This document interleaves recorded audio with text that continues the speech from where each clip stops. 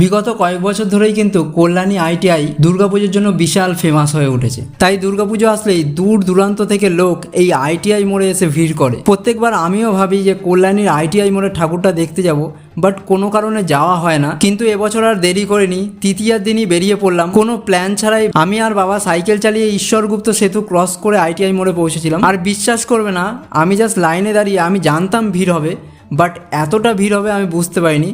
আমি জানি মহালয়ের দিন একটা উদ্বোধনী ব্যাপার থেকে সেদিনকার ভিড় জমায়। আজকে ছিল তৃতীয়া, আর তৃতীয়ার দিন মারাত্মক লেভেলের ভিড়। তোমরা জাস্ট দেখো, মানে কি বলবো, আমার আর কিছু বলার ছিল না।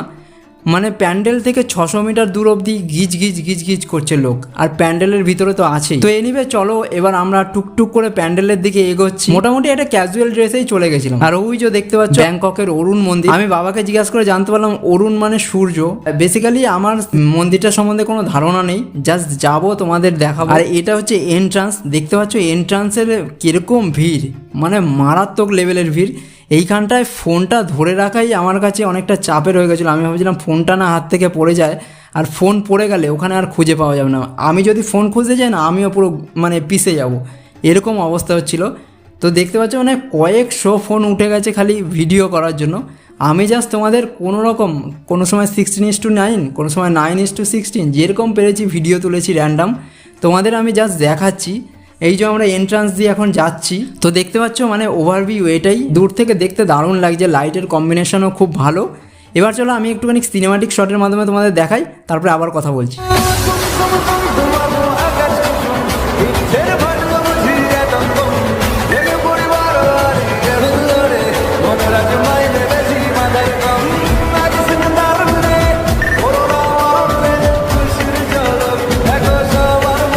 তো কেমন লাগলো তোমরা কমেন্ট সেকশনে অবশ্যই জানিও। আর এই যে দেখতে পাচ্ছ কল্যাণী লুমিনাস ক্লাব, মানে ওদের ক্লাবের নাম এটা। আর ভাই আমরা এখন এন্ট্রি করছি মন্দিরের ভেতরে, ঠিক আছে। আর দেখো মন্দিরের ভিতরটা কালার কম্বিনেশন কত সুন্দর করেছে।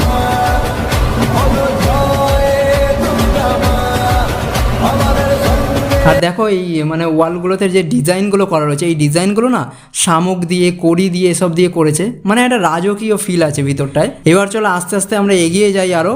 এবার চলো দেখাই মা দুর্গাকে।